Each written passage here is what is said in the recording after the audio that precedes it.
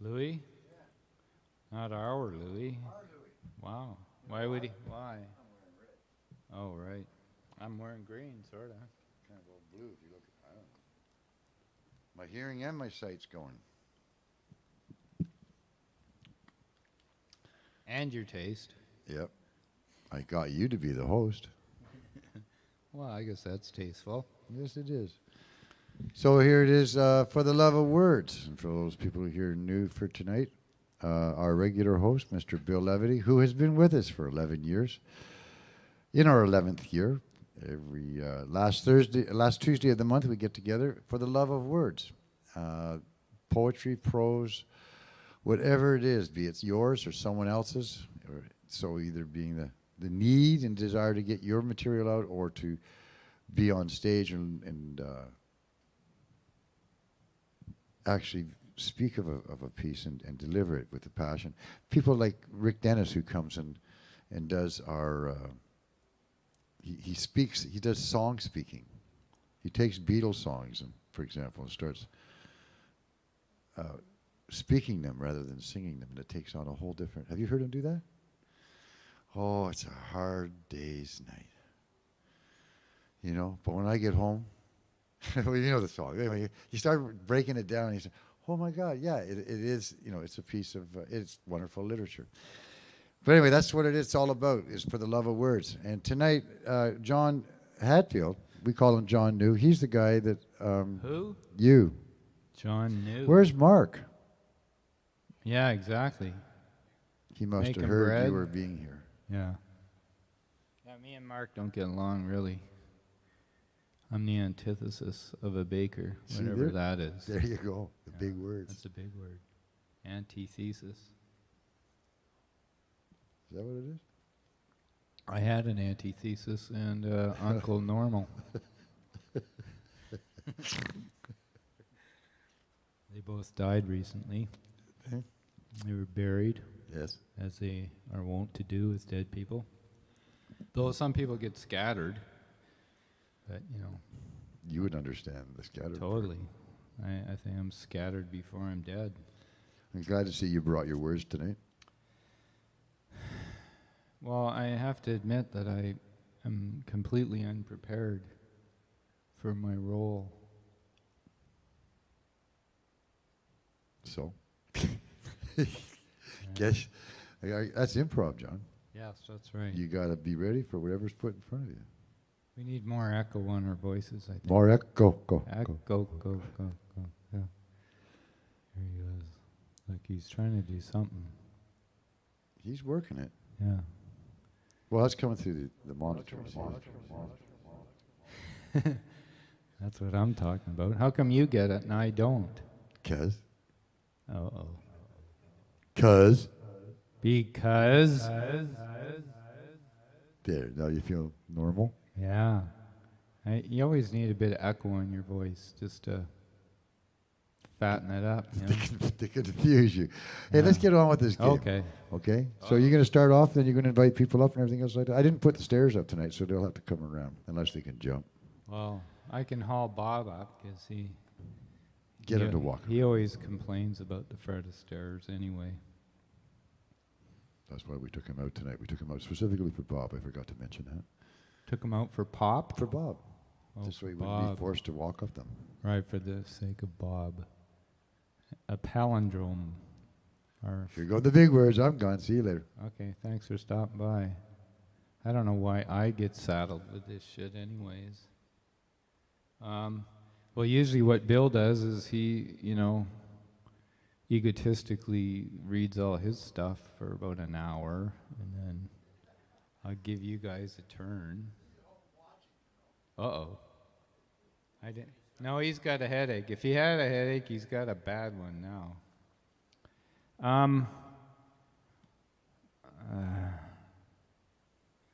This thing about reading excerpts, I'm not so sure that it works, you know. But this is the latest thing that well, maybe every time I come up here in between, I'll just read some more, and then there's no way we're getting through the whole story. It's 16,000 words.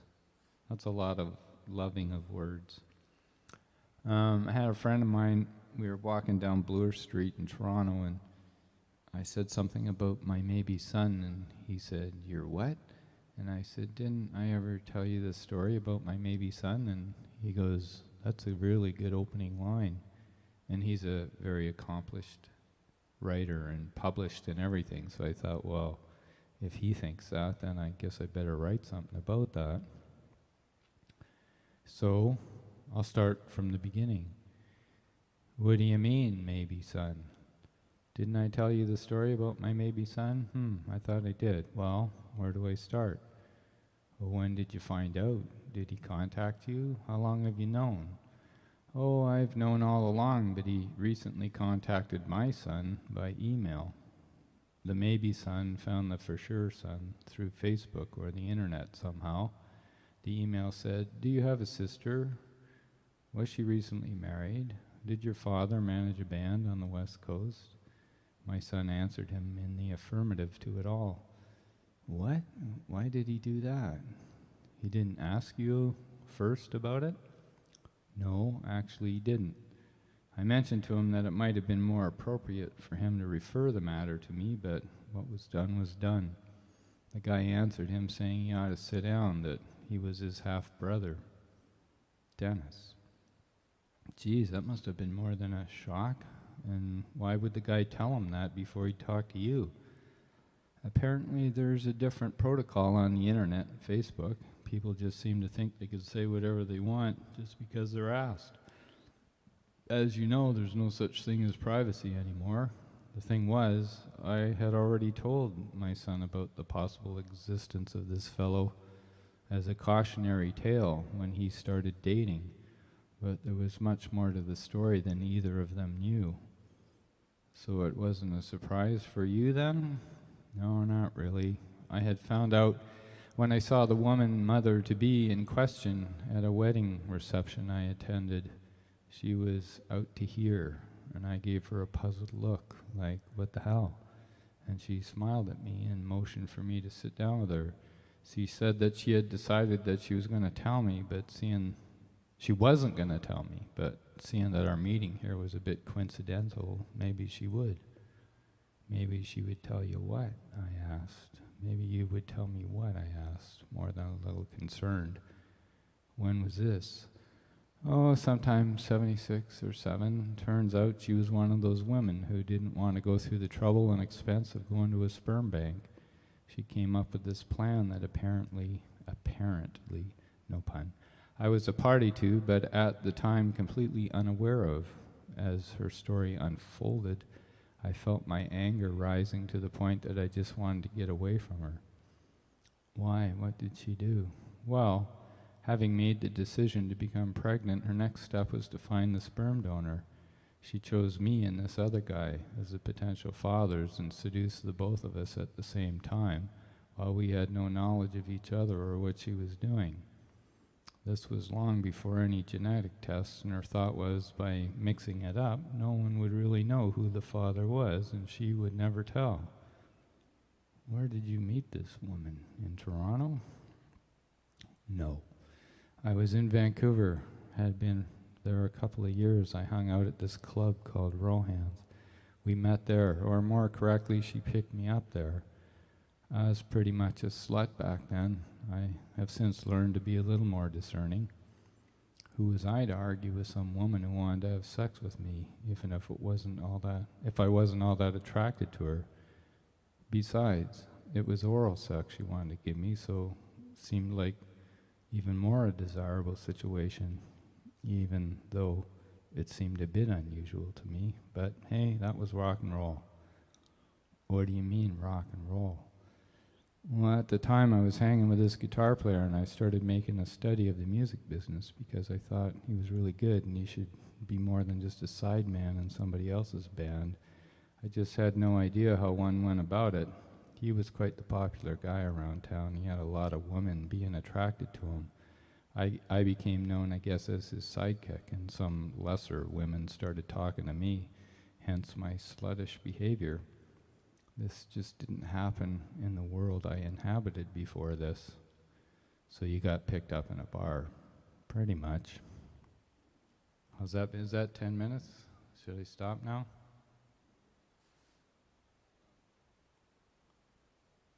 Jeez. 5, yeah. Yeah, well, that was when Bill was here, and I'm Bill right now, and he never is 5, so we had a huge argument about that at one point. He started yelling at me. I thought he was joking, but it turned out he wasn't. But anyways, so I'll stop right there. So you might have noticed that I did it in the form of a conversation, that because I was thinking, I don't know how to tell this story other than if I was talking to somebody, so I thought, I'll try that, just see what happens. How's it working for you people? Yeah? You might not keep that up. The dialogue might not work through the whole thing. Yeah. Yeah, well, it's sort of like you're the other guy, or, I'm talking to you, and I hopefully that guy or whoever is asking the right questions to move it along, but I haven't edited it yet. But anyway, what Bill likes to do is go, girl, boy, are you going to read tonight, Raquel? No. So we just have one female. So I'm going to do this. 1, 2, 3, 4. Oh. So do you have to get to bed early, Bob, or? Yeah. Would you like to go next? Okay. Ladies and gentlemen, if you would like to put your hands together for Bob, or Robert, as he is more formally known.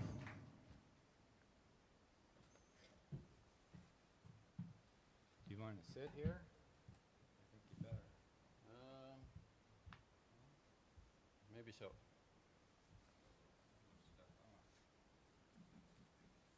Stepped off. There's a verbal phrase full of meaning.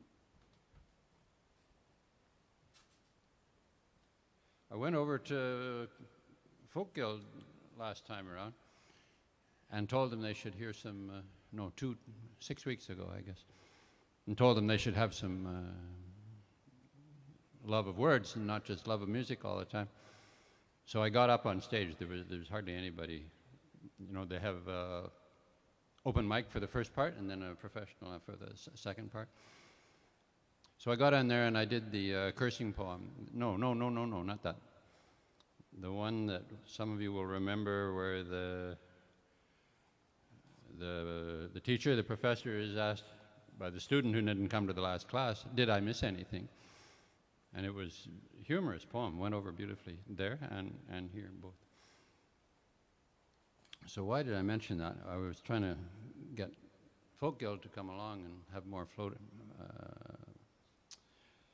spoken word. And it was successful, and they all promised they would. So we'll see how it goes. So also I've been reading some Tom Wayman, who's really caught my attention, and bulk of his poetry in the early days. He's about my age, I guess, retired, but still writing poetry like crazy. But in the early part of his life, he got established, and he wrote a lot about work, labor, many aspects of that neglected area of life as far as poetry is concerned, perhaps. And this one is what I'm going to do tonight is an excerpt, which is dangerous, but that's what we're going to do. It's too long to read the whole thing. It's like the cursing poem that we also did recently, because it's full of vigor and was written maybe in the 70s. But this is a story, and it happened right here in BC. And it's called The Face of Jack Munro. And Jack Munro was a big labor leader. He's in Wikipedia. You can see a picture of him, big, tough guy. He came out of, I forget, logging or longshoreman or some one of these really macho type of things. And he rose up in the union. And he was a real person, and this thing really happened. The other figure in this would have been the Premier of BC, as far as I can tell, though he's not named in the poem. So I could have gone back and figured out who that was and where this meeting was, where the two of these guys got together and did a bad thing. Anyway, the whole poem is long. For the first part of it, there's a strike. And the strike starts out small, and they're very miserable and unhappy in the rain, drinking coffee out of styrofoam cups and suffering, and very few and getting ignored. But then it picks up momentum, and it gets more and more coverage in the paper and sympathy from the public, and they figure they're going to win. So I'll read the central section where this great betrayal takes place. So the thing is picking up, and the deckhands, bus drivers, the union that's on strike is public servants in BC. So it covers a lot of different categories of people. So once it spreads to more and more locals coming out, he says, and the deckhands, bus drivers, and those who repair transit vehicles and clean them, and some days after that, all but a designated corps of hospital workers, the world was full of love. So the strike was really rolling. In our midst, though, was error, greater than the leeches, a cancer few could see. At this hour in history, when it was clear to anyone that our daily work enables the world to function, and who are parasites, there arose a man called Jack Monroe, a burly man elected to represent the roar and hustle of the sawmills, of the plywood and fiberboard plants and the horns and machine noise of logging side halls, a man come into the quiet offices of the union, the structures that whispered to him power. The room where bargains are made by shirts and ties, the conference corridors where lives are traded. This man, eaten inside by the invisible cancer, now suddenly shouldered past those who claimed they were leading us. He whistled for a government aircraft which arrived for him that Sunday, and he soared high over the rock firm picket lines, far above the panic filling the thoughts of owners and company vice presidents and personnel managers, way up beyond our certain success. And when Jack Monroe descended, he entered the Kelowna house of the man who headed this government of death. And the two men shook hands, because this other man was also very sick with the cancer. Then Jack Monroe took out his wallet and placed it on a table. The other man took out his wallet too, and he placed it beside Monroe's. The leather cases were almost identical, each thick with crisp bills and uncashed checks. And while Jack Monroe sat and stuffed snacks into his fat jowls, the two wallets commenced negotiations. Both wallets agreed the moment was perilous. Authority must be maintained, and that for this to occur, one side must win and the other lose. They agreed the present actions of the many in daring to resist were more dangerous to authority than the actions of the few in oppressing. So it was concluded that Jack Monroe was to order the hierarchy below him to close down our lines. That, in return for nothing, Jack Monroe was to announce our defeat, to inform us we had obtained through our efforts nothing. And in return for our compliance, the government would be free to implement whatever it desired. And we should be grateful, because at least the usual authority would be preserved. And the mouths of the two wallets smiled, and the two wallets shook hands for the news photographers. And Jack Monroe was carried again high into the atmosphere, from where he started to issue his commands. And now we saw the cancer, saw how deep the cancer had spread among us. And we were told that Jack Monroe's orders were non-debatable by us. We were told that voting by us on this issue was irrelevant. And we did not know what to do. And we were lost. Thus, Jack Monroe sold out the woodyard by the creek, sold out the school bus letting off the children by the lane up to a ranch, sold out the waiting room at emergency, the empty job boards at the employment centers. Jack Monroe sold out the regional museums, the women and men anxious for an opening at daycare, sold out the grapple operator on the landing, sold out the secretaries headed for lunch, the gill netters, instrument technicians, welders, and geologists. He sold out the palsied and the athlete, sold out the accountant at her desk, and the man wild in the street who knows he has lost control. Jack Monroe sold out this province, house by house, district by district, kilometer by kilometer. And then there's the last section, how could it occur, the direction of our struggle? And he actually, in this great betrayal, he actually starts to see how it could be a lesson so that they could struggle better in the future. So that's, what did I say? The face of Jack Monroe. There's a picture in Wikipedia of his face, and he's got these big jowls, and it says underneath, Wikipedia right up says he was controversial. I wondered what that meant, but now we know. Thank you.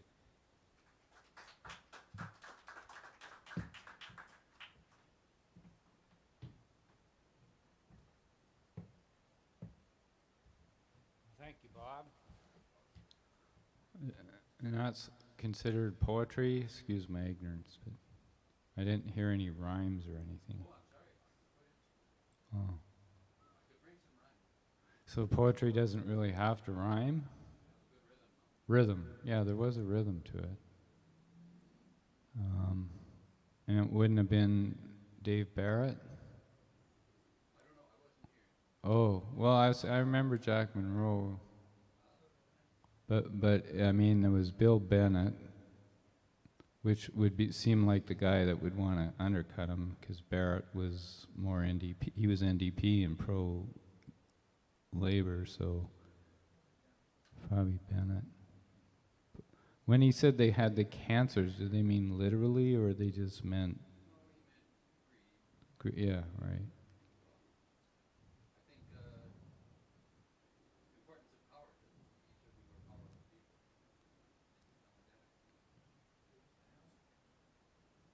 Yeah, that was Bill Bennett lived in Kelowna. The family did.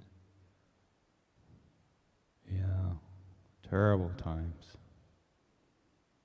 Well, thanks for that really uplifting outlook on labor in the province. Now, where is that? Chris has gray Levi's. So Levi.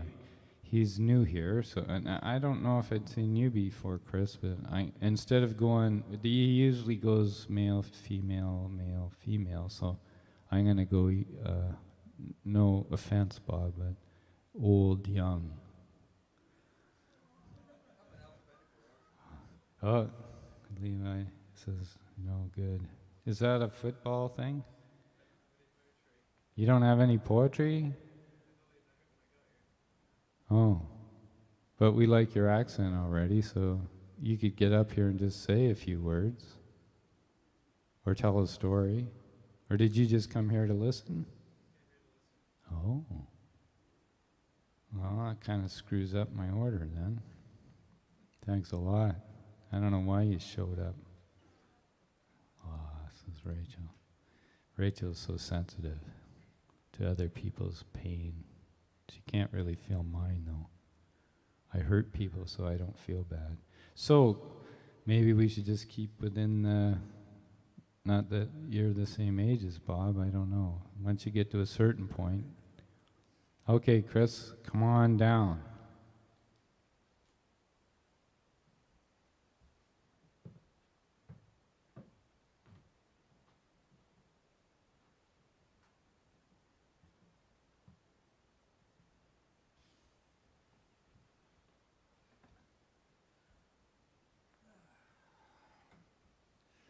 Okay, this is a story I wrote many years ago, and recently resurrected the story and for a competition.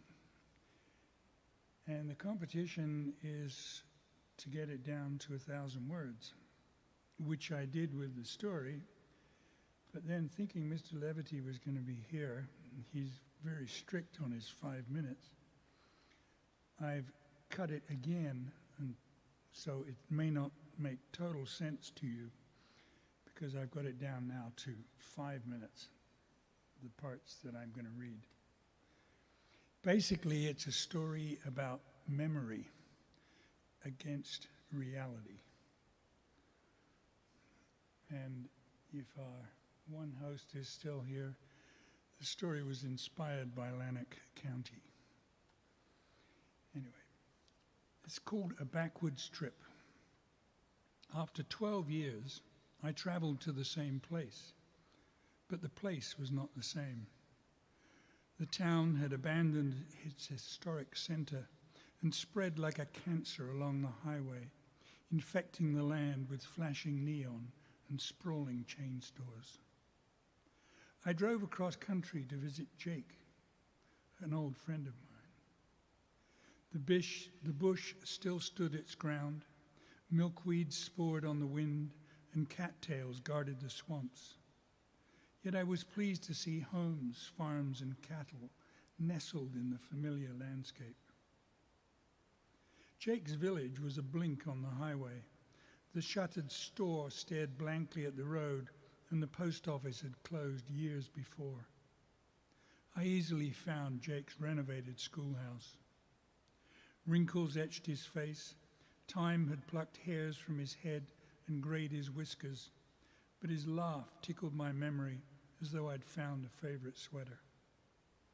Now here I'm cutting a lot of the conversation between myself and Jake and continue again. "Let me show you my place," Jake said, gulping his beer. "I did the conversion myself." Our tour was brief. The sun glared through drapeless windows, reflecting on pine floors, white walls, and ceilings. The corners of each room were as sharp as his chisels. "How do you manage, Jake?" "I'm on disability, a heart condition. I have my woodworking shop. Life's good." "You?" he inquired. "I'm still writing and taking pictures. I survive. By the way, do you know where Dawn is? I'd love to see her, but she's not in the phone book." "She's at Ray's place. She knows you're visiting. She never settled after you went west." I froze as an image of Dawn painting at her easel, one I'd once captured with my camera, snapped into focus, and memories of her flowed like lava into my mind. But I stifled my urge to bolt and sat on Jake's sunlit deck, determined to enjoy his beer and his company. When I finally left, Jake had settled on his chair, cradling a cigarette, nursing another beer, and looking almost as untouched as the landscape. Dawn opened her door and squealed, then wrapped me in her arms. Lips and hands trespassed into well-remembered territory, and 12 years dropped away. Our intimacy was as close as yesterday. So we guiltily drew apart, caressing each other then just with our eyes. "Come in, sit down," she urged. Her corn silk hair, her serene face, and her velvet blue eyes recast their magic. "I had to come. You look incredible." "You haven't changed either." She purred as though I'd stroked her. We stared in silence while our memories joined hands and danced among the dreams we'd once shared. I imagined her as my West Coast companion, bathed in warm Pacific rain and living in a forest treed with our giant dreams. Mutely I pleaded, "I need you. My life is broken without you. We are the yin and the yang." But as I watched her, perched on her chair as though poised for flight, I knew geography and history had clipped our wings. Our once potent magic merely disturbed old memories. "Can I take some new photos of you?" I asked. She hesitated. "Okay, give me a minute." And, a lithe lioness, she padded to her den. I scanned Ray's mementos. His home had not changed since I left. I hoped he was her pragmatic partner and not her soulmate. When she reappeared, crowned with a velvet cap, wearing tights and a purple shirt barely covering her thighs, I felt I would never escape her spell. Outside, her sunlit hair became a golden aura surrounding her blue-eyed smile. As my lens framed her, I wished she could stow away in my camera.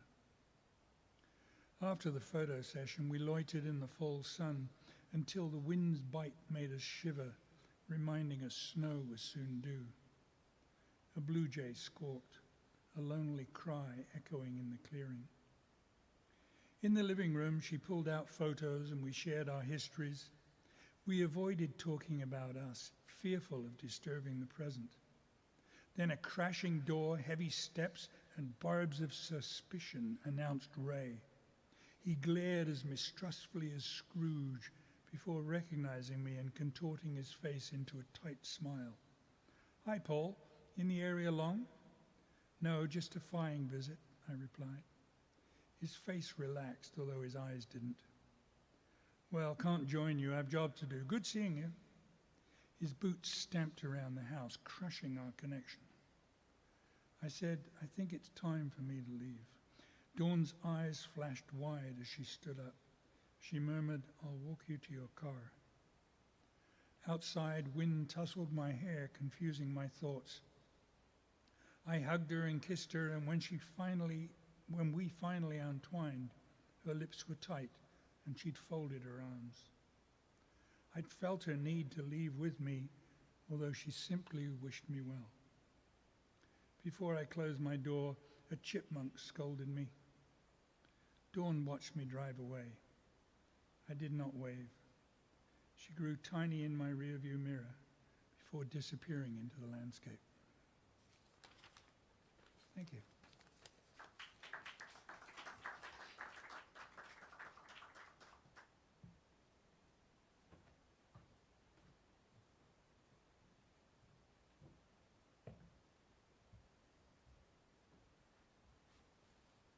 That was some very descriptive writing, Chris. I like the storefronts vacantly staring or something. Yeah, that's a good image. Okay, so have you thought about this, Levi, or you're still content to sit and listen? Everybody has something, don't they, Rachel? No. Well, Gray, I think it's your turn now. Okay. Ladies and gentlemen, Gray.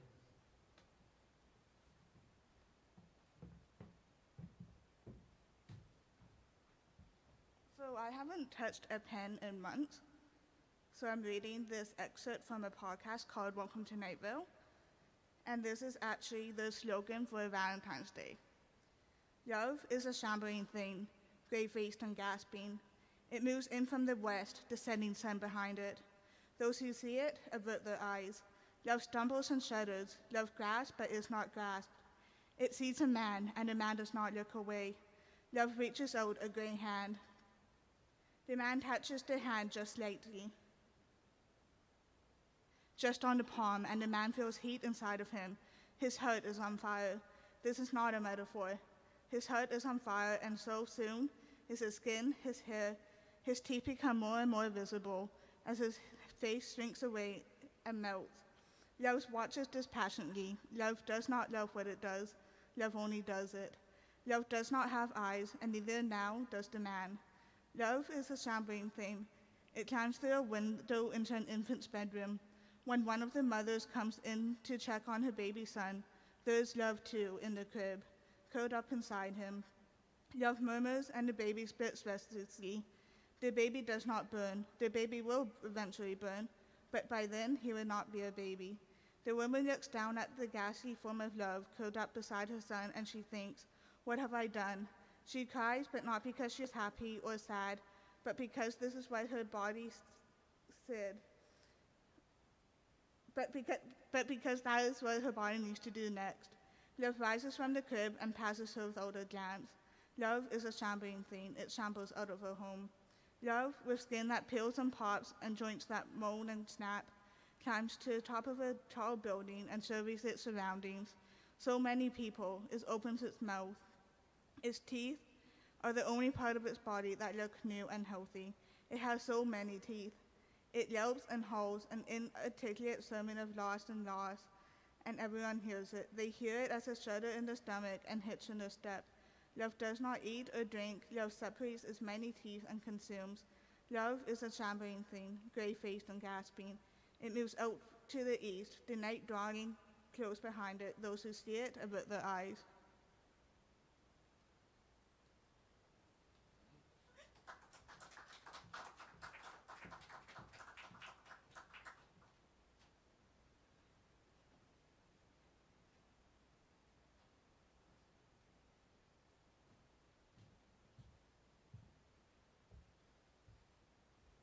It's going to be a short night at this rate. You got any more, Bob? Yeah. Well, we could do 2 rounds, you know. Or not. Yeah, all you need's a book. I found one of the, people have those, I don't know what you'd, like, little things sitting outside their driveway, and it's like books, like a book exchange. You just walk up and you'll help yourself or put something in there. So I found, my choice was because it fit in my back pocket because I was walking, but it was written by the guy that wrote Dune. I guess it was part of that. So you could read that if you like, Bob. Yeah, I brought it. Actually, I haven't even started reading it. Well, because we could do that. Do you have anything else? I was going to say, Chris, you could have read the whole thing. Well, I know. Well, tell me about it. Not that we didn't patch up and we're good friends now, sort of, maybe. But I keep pushing. I don't know. But anyway, we don't have to go there right away, because the only person that's left, because Raquel has declined to grace us with her words. So Andrew, who's a Jungian philosopher of some sort, when he's in the woods anyway.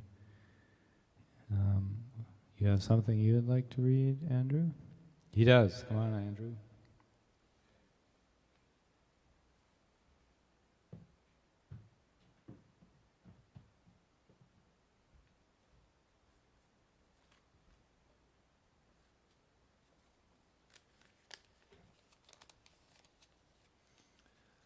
Where did Keith go?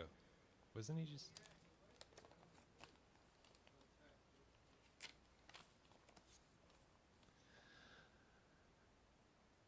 I liked what you were saying about Wikipedia. I was reading, I was on the CBC the other day, and they were talking about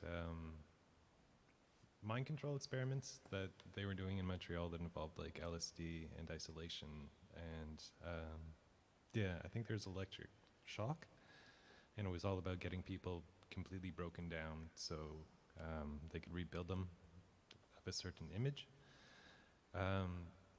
And it was something about the CIA was involved, and all these people were involuntary, and it would be like symptoms from depression to schizophrenia. But yeah, that happened, I think, in the 70s. Yeah, and so the psychiatric person who basically spearheaded it was, I think he was Scottish. So I decided to check out his Wikipedia page, and it was all about how he was the president of the American Psychiatric Association for so long, and it was only like maybe 3 or 4 sentences about how we conducted this whole experiment, and I was like, man, that's something to leave out. But yeah, I'll just read. I think the first 2 are just like hammock poems, because I've been outside lately. Against a backdrop of trees pushing beyond their budding state, the sun stretches itself across the landscape, yawning into decline, like a yoga position learnt by rote. And with the coming darkness fluttering mosquitoes look like flecks of light, and we should all be so lucky.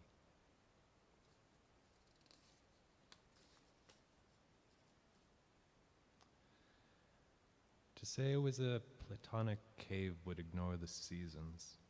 Nowadays, the light stays well into the evening, and sunglasses are a given as I start living on the back porch, with sunstrokes becoming a privilege and a hammock perfecting my perspective.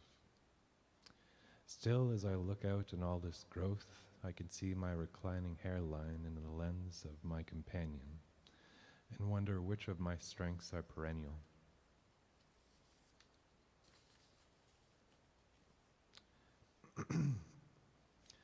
Yeah, so I've been thinking a lot about mental health lately because I just started a practicum in town and it's really messed up, like from all different aspects, but a lot of it has to do with sort of the dynamics, the power dynamics, and sort of treating someone significantly less than just because of their perspective on the world.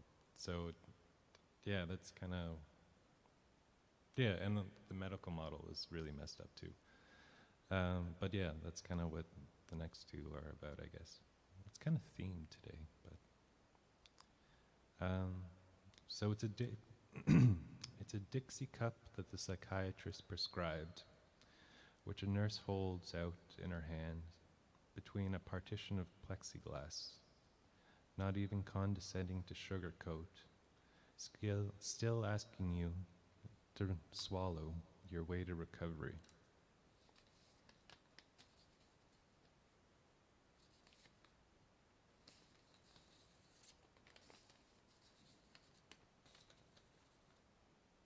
Yeah, all of them are pretty short.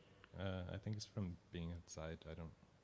I'm not writing that much lately, which is neither here nor there.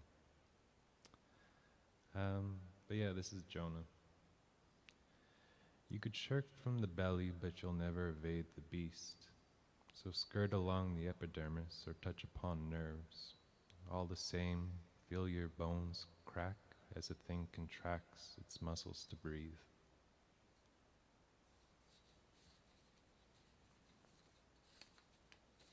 And I think one more will be suffice.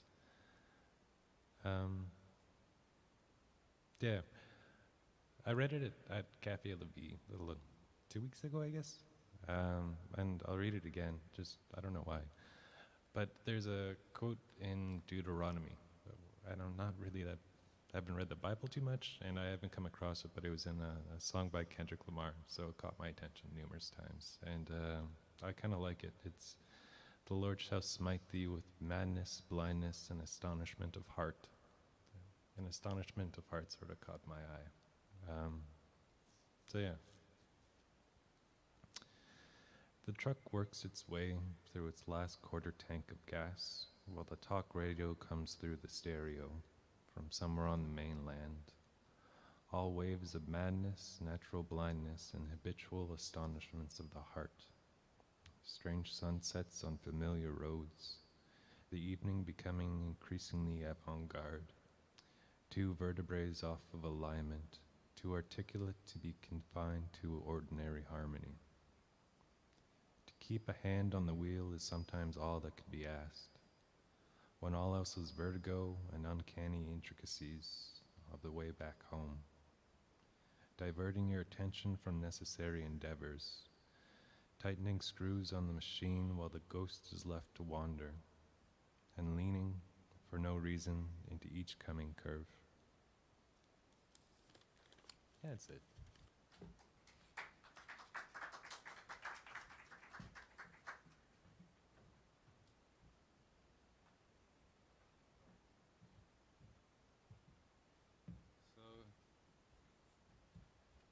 So, should we do another round, or do you? Because I mean, that was it. I could read. Well, yeah, of course I could. I'm Bill Levity. It's not every day you get to be Bill Levity. Well, maybe I'll just. Did you find what I read so far interesting, or like? I'm not sure. I was asking a friend of mine today, you think just because something happened to you, you think, you know, is it necessarily something that other people would give a shit about or, you know, find as a really good story? Or, you know, do you stretch it out too far and really the 16,000 words should be 5? Or it could be 3 paragraphs, or I don't know. And then like that thing of doing it as a conversation, I don't know. I just started doing that, and once you start, you go, well, you can't stop because there's a guy there. What are you going to do? So anyway, I left off, then I got picked up in a bar. And, you know, this is creative nonfiction, I think they call it. So you got picked up in a bar, pretty much. She gave the most unbelievable blowjobs I'd ever had, and there were no strings. The girlfriend I used to have was tightly wrapped ball of string and wasn't really into that, so I was more than a little starved for that kind of attention. Actually, now that I'm talking about all this, I just remembered I impregnated another girl at the time. I found out about that one because I ran into her somewhere later, and she told me and mentioned she'd had an abortion. Where do you find these women? And hadn't anybody heard of birth control? As I said, they kind of found me, and I was just a slut. Of course, I assumed that they were on the pill or something, that they were being responsible, and when you ask if it's okay to let go inside, and they say yes, well, what are you supposed to think? What about diseases? Didn't you think about that? Well, yeah, you'd think about them being clean, but all you're really worried about at that time was either getting a clap or gonorrhea, and there were shots for those. You might get the crabs, but no condom was going to save you from that. So why did this guy look you up after what, like 35 years? What was his name again, by the way? His name is Dennis. Once my son had forwarded my contact information to him, he sent me an email. Said he was a member of the Army Reserve and his security clearance had to be moved from secret to top secret, and the Army asked him to update them with as much back history on his mother and father as he could. He told them he didn't think his father knew he existed, but they told him to find out as much as he could. He asked his mother, "What's my father's name again?" And she gave him my name. I thought you said she'd slept with another guy too to mix it up. Why did she give him your name? Oh, that's what I wondered. And I suggested to him he talk with his mother again and get the whole story on his conception before he started assuming too much and barking up the wrong family tree. I also kind of wondered why the army would just accept some hearsay evidence of who his mother says is his father. More to the point, I could see that he had no idea about the other guy, and I felt kind of weird to be the one to tell him his mother was a liar. And then it occurred to me that maybe she'd been lying to me. Lied to you about what? I thought, well, what if she had just made it all up about the other guy and told me to keep me guessing? After that reception, I had no plan to ever see her again, so I would never know for sure, and that suited me anyway. But then I remembered, I had told the other guy, or at least I asked him if he knew at the time. He was the bouncer at the club I hung out at. His name was Tony, and to top it off, he was short, dark, muscle-bound little Italian. I mean, if she had a plan to mix up who the father might be, she couldn't have chosen 2 more physically opposite men. Well, what did he say when you told him? You know, it's funny, when it crossed my mind that maybe she had lied to me, this very clear image of me telling him outside the door to the club popped in my mind. I remember thinking, of course she didn't lie. I had a corroborating memory. It was late at night, as it usually was when I went there. He was looking up at me in the dark as I told him what I knew. I asked him if he'd been fucking this girl named Carolyn, and he looked at me like, what the fuck is that to you? And I said, well, she'd been fucking me the same time so she could get pregnant. I told him I had seen her at a party just before Christmas, and she was obviously pregnant and had told me what she'd done. I asked him if he had any idea what she'd been up to. All he said was, "Fucking crazy bitch," and then moved away to tend to the door. I was a little surprised how he just shrugged it off, but then Tony wasn't the sharpest knife in the drawer anyway. Later, I thought maybe he had the right idea, and I should just push it all out of my mind. So did you do that? For the main part, yeah. I just thought if she had gone to a sperm bank where I'd made a deposit, I might think I have children out there somewhere, but they wouldn't know of me and I wouldn't know of them. And that would be the way it was. But I still felt pissed off that she used me like that, and I had no say. Did you tell her how it made you feel? I think that came up when she was telling me. I asked her why hadn't she told me of her plan. She just said she thought it unlikely that I would agree to it. Well, that's for goddamn sure. Crazy bitch was right. So, did he ask his mother about Tony? At first it seemed like he had no interest in the truth or other possibilities. At that point I hadn't told him about Tony, only that his mother hadn't told him the full story.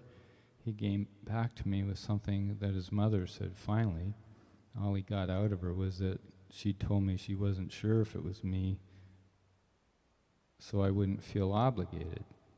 He also said that she had never come after me for anything, and he wasn't interested in anything monetary, only to make a connection. It was fairly obvious that he thought of me as his father. That was all he had ever heard. Kind of put you in a weird position, I can see. What did you do next? Well, I started a draft of an email to tell him about Tony and his mother's deception, but I never sent it. I just didn't want to be the one to tell him. I thought that responsibility was on his mother's head, and again, I resented the fact that she was putting me in another shitty position. For over 36 years, I was under the impression that she had told her son I was his father, and that I lived in Vancouver. I felt so bad. I thought, if I was that kid, I would wonder why my father made no attempt to be in my life. It felt horrible to me. I was really angry that she had done this to him and me. How did you know what she had told him? Ah, right. I had a letter from her that I had kept along with some photos, but I'm getting ahead of my story. What letter? How did you get that?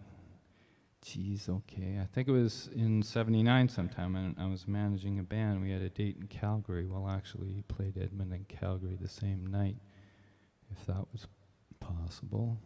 See, this is a part I could just leave out. Except that she was connected with some guy that was selling crap at concerts, and she got a hold of me. And she asked me to come to the apartment. When I got to the apartment, I found out that she had a partner, some guy, maybe just business. I didn't know, but anyway, there was this little kid sitting on the floor, blonde, blue-eyed, fair-skinned. His mother looked at me and smiled. Well, she said, seeing as Tony was dark-haired and brown-eyed, there's a pretty good chance you're it. How did that make you feel? Now, what did you think? Were you sorry you went? The curious thing to me was that I felt absolutely nothing. I stared at him and then at her and said, "You're blonde, blue-eyed, and fair-skinned too, so what?" I wasn't sorry I went. It was sort of like being in shock or something. It was really hard to connect with any of it, really. I still felt angry at her for having put me in this position. I thought maybe it just best if I left, so I did. Then what? A few years later, I got a letter hand-delivered to me from this guitar player. It was from her. What did it say? She basically reiterated what she'd said in Calgary. She also had this realization that at some point her son was going to be asking who his father was, and she really hadn't thought it all through when she decided to get pregnant. Duh.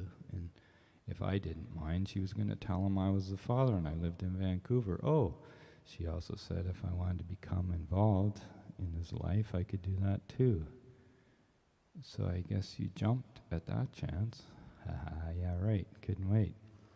I think I must have looked up something about paternity suits and the legal ramifications of getting involved, because I decided to never contact her or him ever, or even acknowledge receipt of the letter. Seems kind of harsh for the kid. What if she came after you for support or involvement? Yeah, no shit, harsh for a kid with such a forward-thinking mother. But you have to remember there was no genetic testing back then, so for her to prove I was the father would have been difficult. If it had gone in front of a judge, who knows what might have happened. As I said before, I just looked at it like I was an unwilling sperm donor, and it was her problem, not mine. I think that was, oh, I got a clock there. That's long enough of that, I think. Bob, do you wonder what's going to happen next? Do you want me to like précis the whole thing?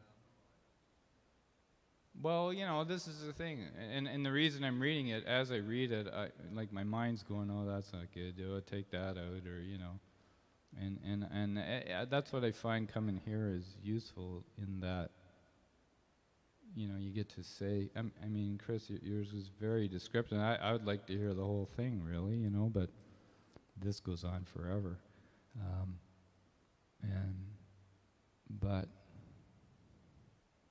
and there's all sorts of twists and turns. I saw there was an article in the BBC. It said they had analyzed, like, I think 1,700 novels and stories over the centuries, and said that there was 6 stories, or, you know, 6 basic outlines, and every story followed one of these 6 that they looked at. And it was always like, you know, somebody fell, and then they rise back up, and then they fall again, or they rose, they fall, and then they rose, or it was just some combination of rising and falling, really. And they had like a graph where the fall would go below the 0 line, or you'd get back up thinking ever hopeful, and boom, down you go again in the story.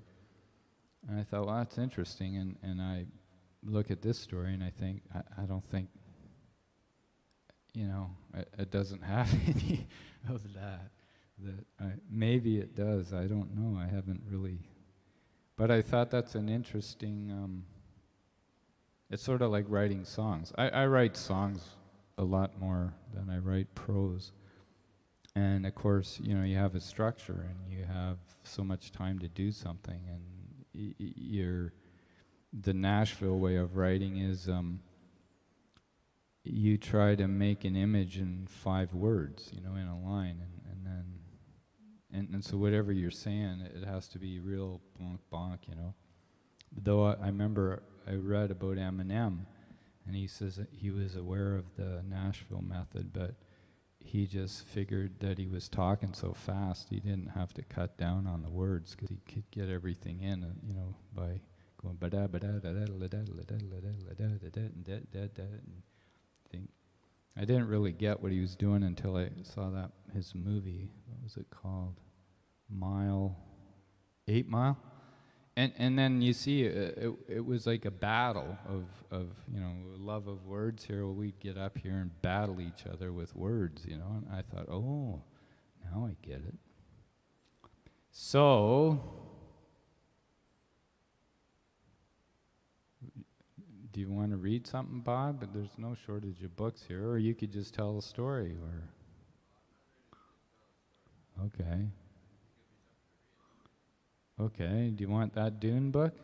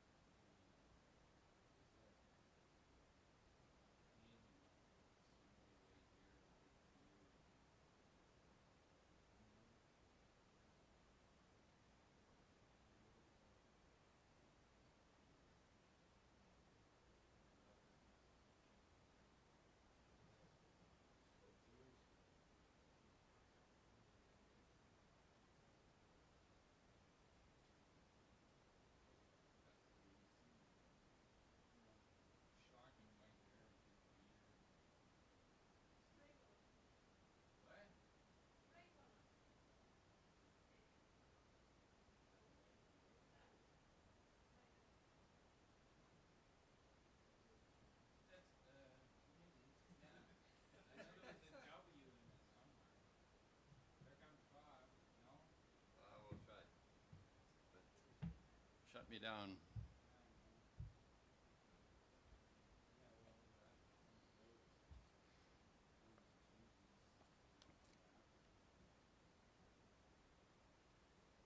Did you decide who the bearded author was?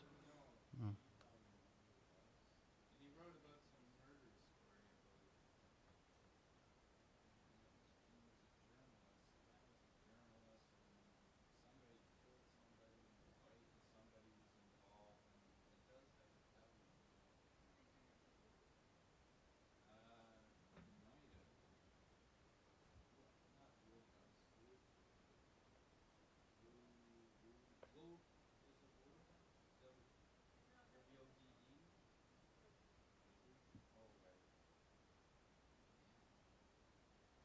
I don't think I got any handle in that.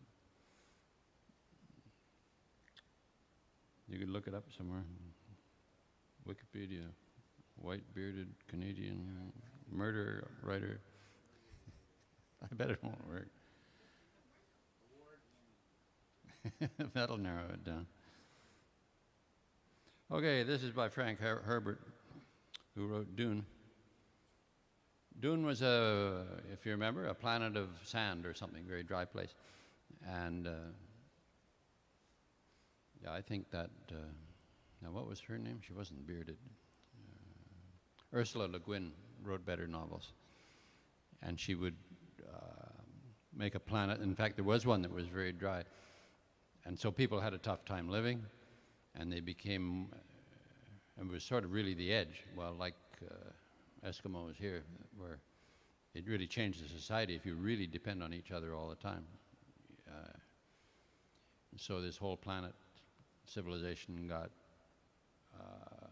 cooperative, sort of an ideal socialist type of thing where you really depended on each other and you sacrificed yourself for the whole, just out of need. So it evolved into that direction. So she was always trying to make some commentary on our world by setting up these different worlds. And then there might be two worlds with a contrasting situation. Anyway, Dune tried to do that a little bit, I think. So, it was very dry, and so there were reactions to that. The thing that put me off a little bit, he built these elaborate social structure, I guess, and there were leaders and there were reverend mothers and so on. And a lot of the language he just lifted from Islam, as if none of us had ever heard of Islam, and so he'll get these words which turn up in here even, I think. And people would, ignorant readers would say, oh, this is really original and clever, whereas actually he'd just copied it from some history books or from a society they thought we weren't related to, or aware of. So that seemed a little picky. However, I read the Dune books with enjoyment because they were kind of entertaining. So we'll see how this works out. At this point, it's quite narrative, which makes it easier to read in this situation. But I'll try to shut it down before too long. Paul sat on the edge of his bed and began stripping off his desert boots. That's good, eh? Desert boots was a commercial success. But here, they're boots for the desert, I guess.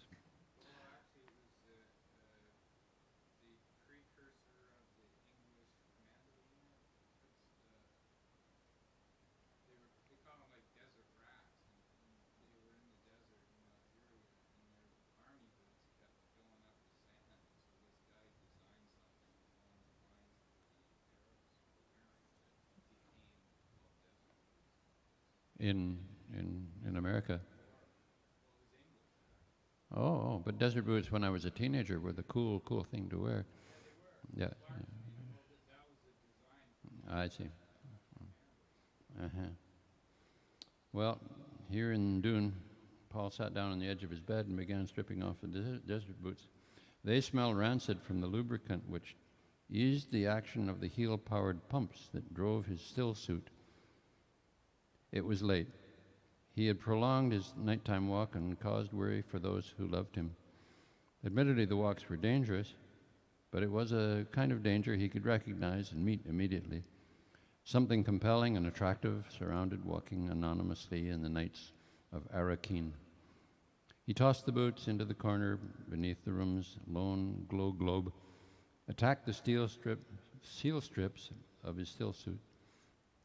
Gods below, how tired he was. The tiredness stopped at his muscles, though, and left his mind seething. Watching the mundane activities of daily life filled him with profound envy. Most of that nameless following life outside the walls of his keep couldn't be shared by an emperor, but to walk down a public street without attracting attention, what a privilege. To pass by the clamoring of mendicant pilgrims, to hear a free man curse a shopkeeper, "You have damp hands." Paul smiled at the memory, slipped out of his still suit.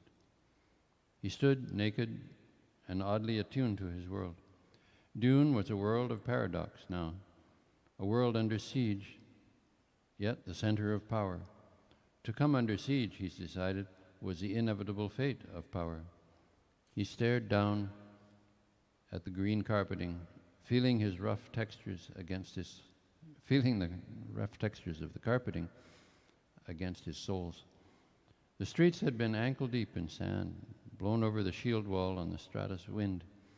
Foot traffic had churned it in choking dust which clogged still suit filters. He could smell the dust even now, despite a blower cleaning at the portals of his keep. It was an odor full of desert memories. Other days, other dangers. Compared to those other days, the peril in his lonely walks remained minor. But putting on a still suit, he put on the desert. The suit, with all its apparatus for reclaiming his body's moisture, guided his thoughts in subtle ways, fixed his movements in a desert pattern. He became wild free man. More than a disguise, the suit made of him a stranger to his city self. In the still suit, he abandoned security and put on the old skills of violence. Pilgrims and townfolk passed him then with eyes downcast. They left the wild ones strictly alone out of prudence. If the desert had a face for city folk, he was a freeman face concealed by the still suit's mouth-nose filters. In truth, there existed now only the small danger that someone from the old Steich days might mark him by the walk, by his odor, or by his eyes. Even then, the chances of meeting an enemy remained small. The swish of the door hangings and a wash of light broke his reverie. Chani entered bearing his coffee service on a platinum tray. 2 slaved glow globes followed her, darting to their positions, one at the head of their bed, one hovering beside her to light her work. Chani moved with an ageless air of fragile power, so self-contained, so vulnerable. Something about the way she bent over the coffee service reminded him then of their first days. Her features remained darkly elfin, seemingly unmarked by their years, unless one examined the outer corners of her whiteless eyes, noting the lines there, sand tracks, the freemen of desert called them. Steam wafted from the pot as she lifted the lid by its Hagar emerald knob. He could tell the coffee wasn't yet ready by the way she replaced the lid. The pot, fluting silver's female shape, pregnant, had come to him as a kanaimo, a spoil of battle won when he'd slain the former owner in single combat. Jamis, that had been the man's name. Jamis. What an odd immortality death had earned for Jamis. Knowing death to be inevitable, had Jamis carried that particular one in his mind? Chani put out cups, blue pottery squatting like attendants beneath the immense pot. There were 3 cups, one for each drinker, and one for all the former owners. "It'll only be a moment," she said. She looked at him then, and Paul wondered how he appeared in her eyes. Was he yet the exotic off-worlder, slim and wiry, but water-fat when compared to Freeman? Had he remained the usul of his tribal name, who'd taken her in Freeman Tau when they had been fugitives in the desert? Paul stared down at his own body, hard muscles, slender, a few more scars, but essentially the same despite 12 years as emperor. Looking up, he glimpsed his face in the shelf mirror. Blue Freeman eyes, mark of spice addiction, a sharp Atreides nose. He looked the proper grandson for an Atreides who died in the bull ring, creating a spectacle for his people. Something the old man had said slipped then into Paul's mind. One who rules assumes irrevocable responsibility for the ruled. You are a husbandman. This demands at all times a selfless act of love, which may only be amusing to those you rule. People still remember that old man with affection. And what have I done for the Atreides name? Paul asked himself. I've loosed the wolf among the sheep. For a moment he contemplated all the death and violence going on in his name. Into bed now, Chani said with a sharp tone of command that Paul knew would have shocked his imperial subjects. He obeyed, lay back with his hands behind his head, letting himself be lulled by the pleasant familiarity of Chani's movement. The room around them struck him suddenly with amusement. It was not at all what the populace must imagine as an emperor's bedchamber.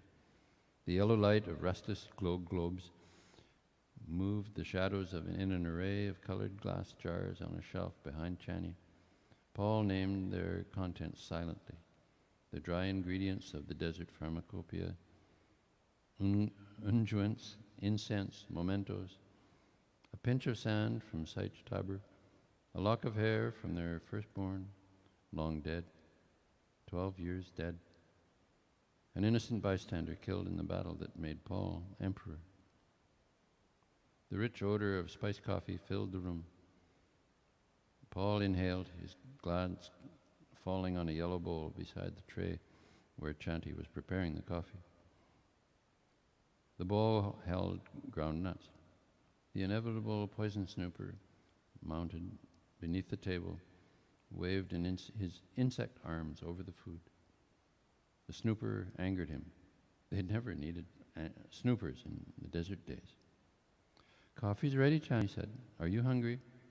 His angry denial was drowned in the whistling screams of a spice lighter, hurling itself spaceward from the field outside Arakin.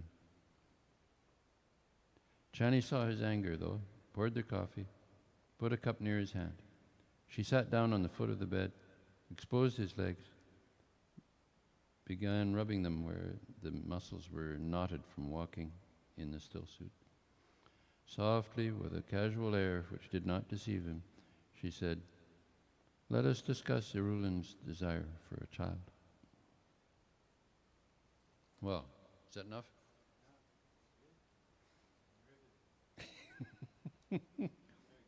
Bit of a story there. Hard to figure out what it is, but it's a teaser, I guess. It's funny how he writes it so it seems exotic, but actually it's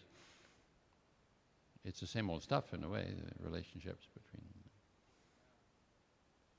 That's what I thought was interesting about all stories following certain arcs. You can't possibly be original, eh? Well, not in the arc, but I mean, all the descriptive bits of the story. There's still opportunity to be a great storyteller, I guess. Okay.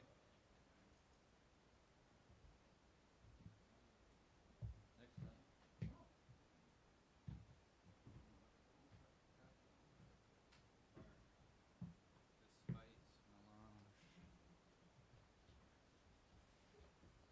What's all the laughing over there? Yeah. Well, you just never know time to time. I know there's something about the building maybe got sold or somebody's doing something. So hopefully we'll be here next month. Yes, it is. It's in the park. Oh, yeah, right. Oh, yeah, so everybody out there that's watching and listening, don't check the schedule. One to come down to the park. Where the park? It's a echo at the end. Oops. I've thought it's interesting, just that piece you were reading, and then I have this friend, and we were talking. She's an avid reader. Go in her house and like there's wall-to-wall books.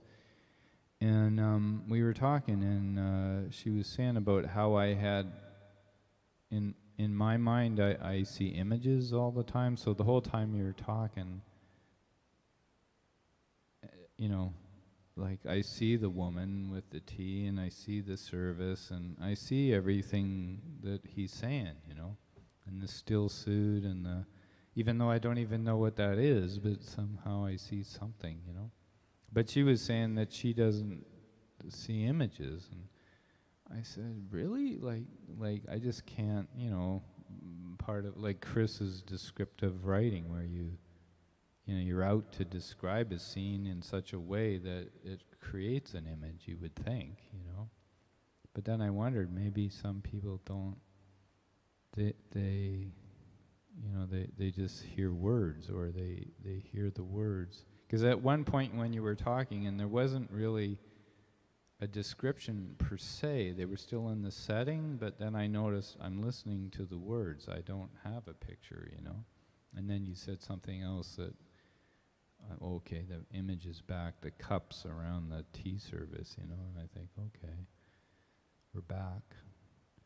But it's interesting as to what captures people's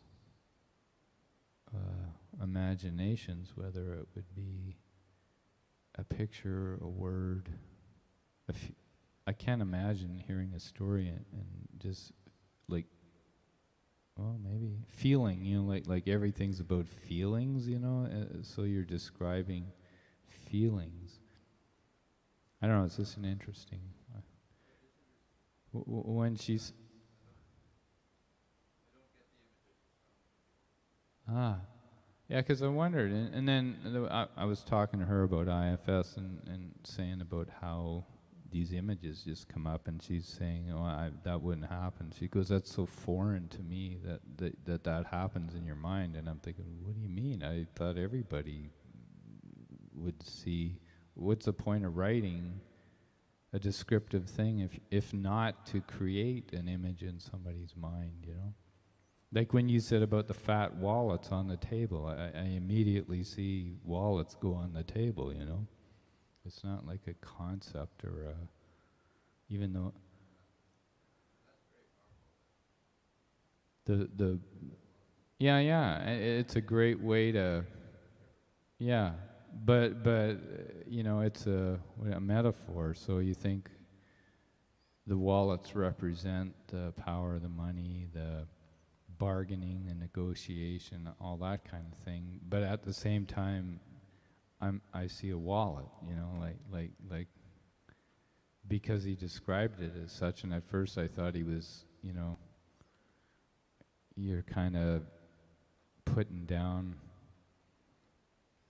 I don't know how to say, you start a negotiation, so you just go, here I'm putting everything on the table, so here's my wallet, so that's my identity, my money, but anyway, open to interpretation. Levi and his girl left. So, have you got any idea of Gray? Do you have another thing in your phone? Oh. And Andrew's like, pretty soon he'll be getting up saying 2 words and then 1 word,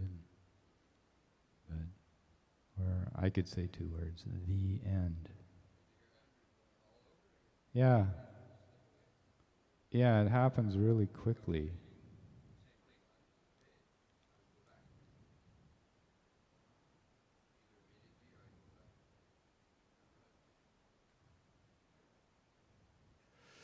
Well, that's another thing that's interesting, because when some people are reading, I have to close my eyes to follow what they're saying. To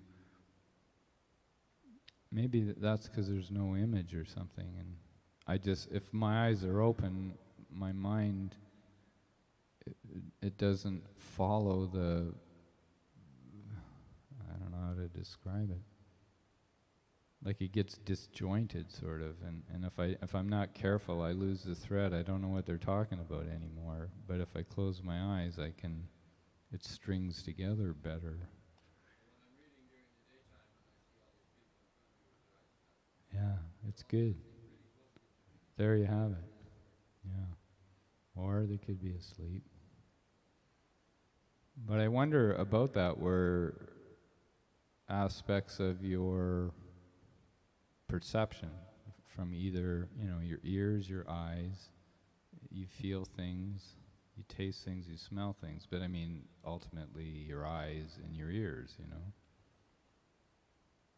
and feelings. You're talking about emotions, whether you could, like there's those people that they see colors when they hear things, or there's, synesthesia. Yeah, which you would think isn't that odd, that so the wiring in a brain that somehow you see a color when somebody says something, or I wonder if somebody hears a musical tone.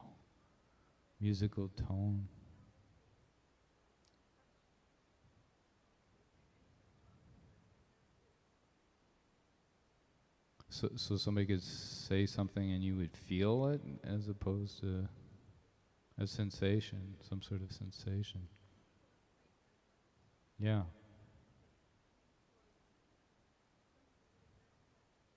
Right.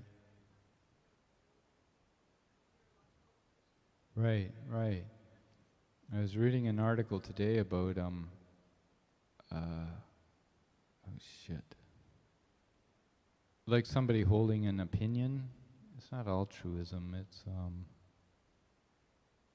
but somebody has a belief, and then they were saying or they see the world in black and white, or which, your mental or psychiatric people. So the guy was going, is there a connection? Because depressed people have cognitive distortion, so they see everything as all or nothing or black and white. It's always extremes. And so he was saying how some political beliefs are extreme, and you're either one side or the other. There's no in between. There's no gray area. And he wondered if there was a connection between the mental health of those people and their perception of the world in a political sense. I thought that was really interesting. And they did a whole bunch of studies on people that were chatting on their phones in mental wards. And they said all the people that were depressed would, had this perception of opposing, opposites, extremes. And people that had felt they were cured of depression still saw the world as, all or nothing, black and white, but they weren't depressed. And then he said, but they thought that was like a precursor that they're going to get depressed again, because they're still using that same thinking. And then they said, and the people that, political people that hold very strong beliefs one way or another and completely reject the other side's opinion or belief, were in fact not mentally ill, or they weren't. It wasn't about their mental wellness, but they both were doing the same thing. But I thought it's interesting, what they didn't do was see if those people were depressed. I'm thinking of the Trump followers that are, make America great again and keep people out, and I want my coal job back, and like, you're terrible and I'm good. Anyway, we could continue this discussion. And so thank you very much, everybody. Thank you, Bob. Is Trevor up there? I thank Trevor for the echo. Right on. There's no pulling the wool over that boy's eyes.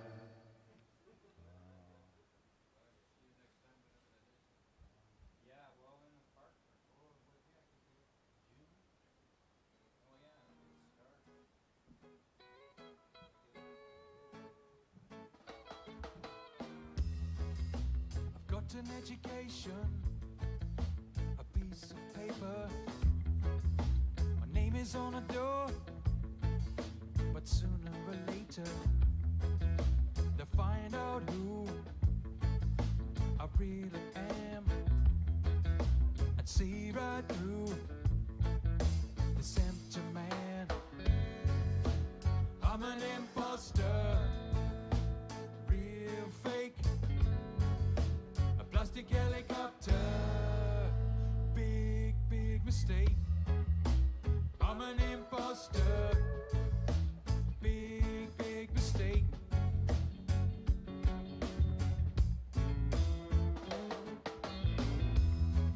People call me sir, I've got a parking space. I'm hollow on the inside, an empty briefcase.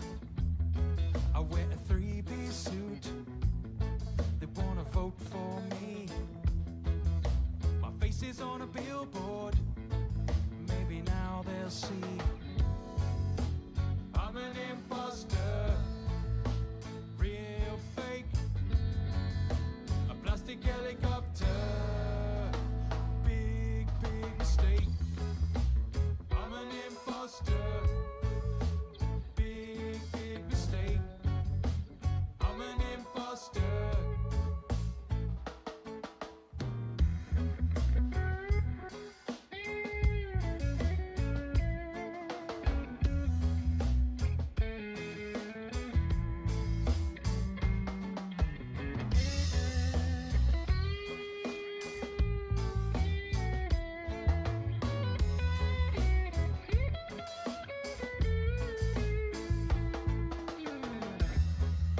I won the election by a landslide.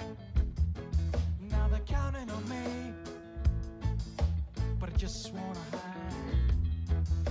I'm hosting parties where people laugh at my jokes. It's hilarious. What's wrong with these folks?